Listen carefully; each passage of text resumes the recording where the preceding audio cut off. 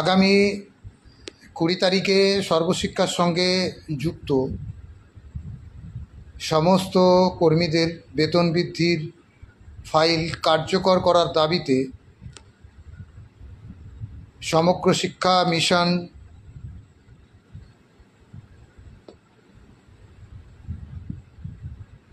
পরিবার অর্থাৎ সমগ্র শিক্ষা বাঁচাও মঞ্চ যে কর্মসূচি গ্রহণ করেছে সেই কর্মসূচি সফল করার জন্য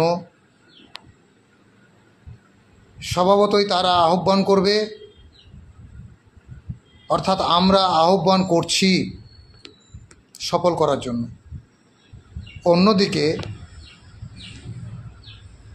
কোনো সংগঠন আহ্বানকে প্রতিহত করার জন্য তারাও সাধারণ পার্শ্ব শিক্ষকের কাছে আহ্বান করছেন যাতে 20 তারিখের প্রোগ্রাম সফল না হয়। যারা এই নেগেটিভ প্রচার করছেন, 20 তারিখের প্রোগ্রামের নেগেটিভ প্রচার করছেন, সফল না করার কথা বলছেন, তাদের কাছে আমার প্রশ্ন, 1 নম্বর প্রশ্ন, ফুল মিষ্টি সব কিছু নিলেন, আবির খেললেন, আশ্বস্ত করলেন, চোখের পলকে জিও বের করলেন, সাংবাদিক সম্মেলনের নামে ভণ্ডামি করলেন, তারপরে তো কন্টিনিউ প্রচারণা করে যাচ্ছেন যে 20 তারিখের প্রোগ্রামে বাধা সৃষ্টি করছেন। জানি না বাংলার পার্শ্ব শিক্ষকরা কতটা সেই বাধা অতিক্রম করে আপনাদের মুখে ঝামা ঘষে দেবে এটা বলতে পারবো না, আমি বুকে হাত দিয়ে বলতে পারবো না। তবে এটা আমি বুকে হাত দিয়ে বলতে পারি, যদি আমরা এই আন্দোলনে সফলতা অর্জন করি তাহলে কি আপনারা আমাদেরকে দায় দেবেন? যতটুকু দায় আপনারা দিচ্ছেন এই আন্দোলন করার কারণেই সবটা পিছিয়ে গেল বা পিছিয়ে যাবে, আমি আপনাদেরকে অন্তত এই কথাটিই বলবো। এবং যৌক্তিকতার কথা, এটা আমি অযৌক্তিক কথা আপনাদেরকে বলছি না। আপনারা এ পর্যন্ত যে কাজগুলো করেছেন তার বিরোধিতা আমি অন্ততপক্ষে শামীম আক্তার আপনাদের বিরোধিতা করিনি। আপনারা খিচুড়ি খেতে চাননি, সরকার কিন্তু খিচুড়ি দেওয়ার জন্যই সরকারি সংগঠনকে সাজিয়ে রেখেছেন। তাহলে বলুন তো, সেই সংগঠনের মধ্যে আপনারা খুব অল্প দিনের মধ্যে নতুন একটা সংগঠনের জন্ম দিয়েছেন, বাট এতদিন পর্যন্ত আপনারা সেই সংগঠনের সঙ্গে, সরকারি সংগঠনের সঙ্গে যুক্ত ছিলেন। তাহলে কি আপনারা অস্বীকার করতে পারবেন আপনারা এতদিন খিচুড়ি খাওয়ার জন্য প্রত্যাশী ছিলেন, আপনারা খিচুড়ি খেতে চাইছিলেন? যেহেতু খিচুড়ি পাননি তাই, বা খিচুড়ি রান্না করার সুযোগ পাননি, কিংবা খিচুড়ি রান্না করা খিচুড়ি বন্টন করার অধিকার পাননি বলেই আপনারা অন্য কোথাও ভাত বা রুটি বিতরণ করার জন্য একটা নতুন হাঁড়ি পেতেছেন, চুলা পেতেছেন, সংগঠন তৈরি করেছেন। আমার বক্তব্য একদম স্পষ্ট ক্লিয়ার করে বলছি। তাহলে অহেতুক একে অপরের প্রতি কাদা ছোড়াছুড়ি করছেন কেন? আখেরে কি আপনারা ভালো চাইছেন পার্শ্ব শিক্ষকদের? আপনারা কি সত্যি সত্যি পার্শ্ব শিক্ষকদের ভালো চান? তাহলে 2011-র পর থেকে, অর্থাৎ 13-র পর থেকে, আমরা বলবো 13-র পর থেকে আপনারা সরকারি সরকারের সঙ্গে নেওটাগিরি করে করে করে করে আপনারা যুক্ত হয়ে এতদিন যা করছিলেন সেগুলো সব কি ভণ্ডামি? যদি ভণ্ডামি না হয়ে থাকে তাহলে কেন পারেননি? তার দায়কে আপনারা আপনাদের স্খলন করতে পারবেন, দায় স্খলন করতে পারবেন? আমরা তো জানি আমরা আন্দোলন করেছি বলে আমাদের হয়নি, স্বাভাবিক কথা, আপনারা বলেছেন, প্রচারণা করেছেন। কিন্তু আপনারা বুকে হাত দিয়ে বলুন তো, আপনারা এ পর্যন্ত যারা বলছেন এই 20 তারিখের আন্দোলনে, যারাই বলছেন 20 তারিখের আন্দোলনে যাবেন না, যেতে নিষেধ করছেন যারা, তারা বলুন তো আপনাদের থেকে 500 শিক্ষক সমাজ কতটুকু উপকৃত হয়েছে, সর্বশিক্ষার মানুষজন কতটুকু উপকৃত হয়েছে, এটা আপনারা বলুন তো প্রকাশ্যে। আপনারা কি কি কাজ করেছেন তার ফিরিস্তি দেন তো। ফিরিস্তি দিতে পারবেন না। সুতরাং আমি সাধারণ মানুষকে বলবো এই প্রশ্নগুলো করুন। সাধারণ 500 শিক্ষকদের বলবো আপনারা প্রশ্ন করুন। সাধারণ মানুষকে বলবো প্রশ্ন করুন যে আপনাদের শিক্ষা থেকে আপনাদেরকে বঞ্চিত করে রেখেছে, সেই শিক্ষা থেকে বঞ্চিত করে রাখার অধিকার কাউকে দিয়েছে কি? যদি না দিয়ে থাকে তাহলে বঞ্চিত মানে যারা শিক্ষা থেকে বঞ্চিত তারা কি করবে? তারা কেন লড়াই করবে না, আন্দোলনে যাবে না? আর এই লড়াইটা কিন্তু সরকার বিরোধী আন্দোলন হচ্ছে না, লড়াই হচ্ছে না। আমরা খেতে পাচ্ছি না, আমরা শিক্ষা থেকে বঞ্চিত হচ্ছি, তাই এই লড়াই সাধারণ মানুষকে নিয়ে আমরা লড়াই লড়তে চাইছি। এই সাধারণ মানুষ কতটা যুক্ত হবে সেই বিষয় তো আমাদের পক্ষে বলা সম্ভব নয়।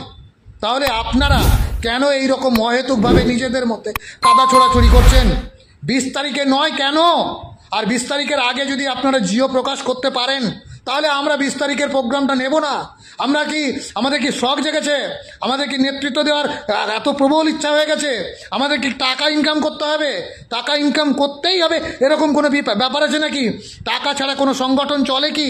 আপনারা যে অনলাইনে মেম্বারশিপ কালেকশন করছেন তার জন্য কি টাকা লাগে না? তার জন্য কি টাকা দেয়নি? টাকা দিয়েছেন। তাহলে আমরা টাকা তুললেই দোষ আর আপনারা টাকা তুললেই হয় না? তাহলে কি ওটা কি ওয়াশিং মেশিন? আপনারা কি ওয়াশিং মেশিন?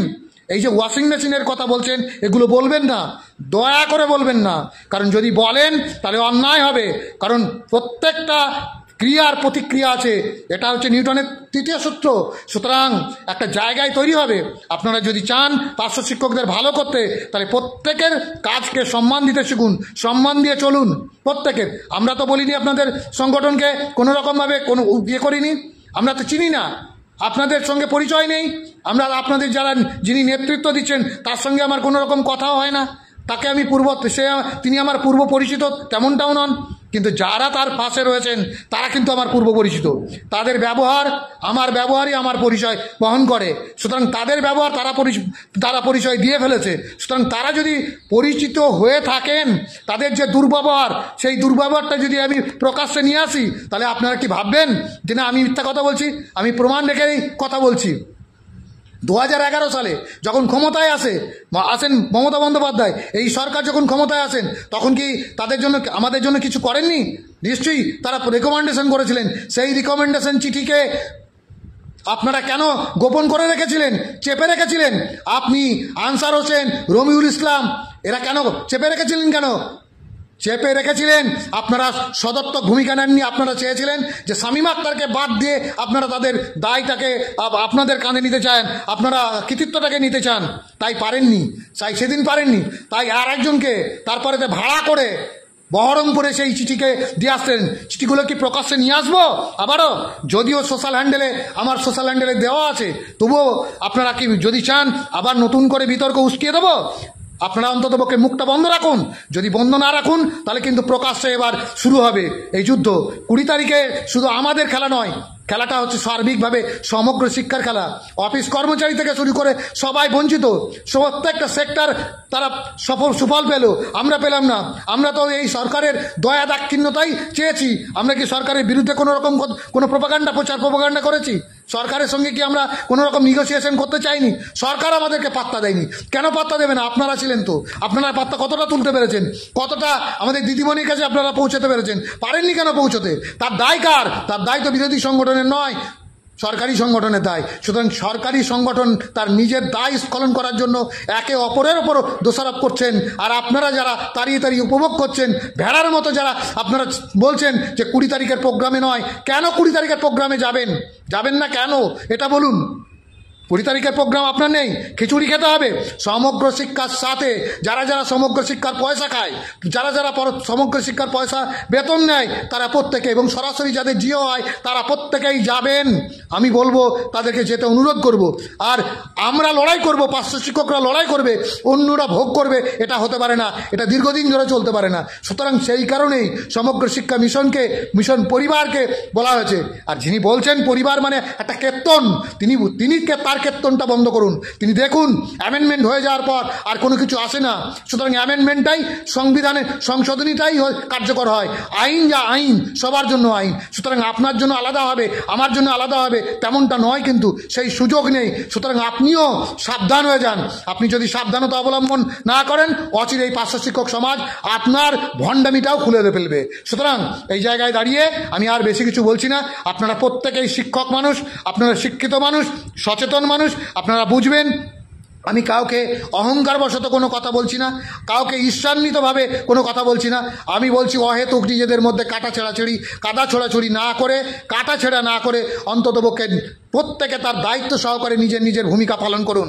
কারণ সরকারি সংগঠনের ভূমিকা আলাদা, সরকারের বাইরের যে সংগঠন সেই সংগঠনের আলাদা।